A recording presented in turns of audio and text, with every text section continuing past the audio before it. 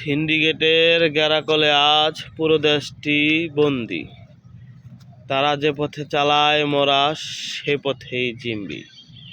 এমন কোনো জায়গা নাই সিন্ডিকেট না চলে, পুরো দেশটি চলছে যেন সিন্ডিকেটের বলে। এদেশেতে নামে মাত্রে সরকার আছে, সব কিছুর নিয়ন্ত্রণ যে সিন্ডিকেটের কাছে।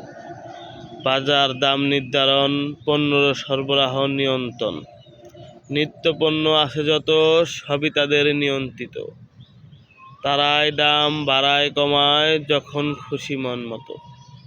গণপরিবহন, শিক্ষা, বাদ নাই যে ভিক্ষা, আমদানি রপ্তানি সব কিছুরই মাঝখানে আজ শুধু চলে তাদেরই রাজত্ব।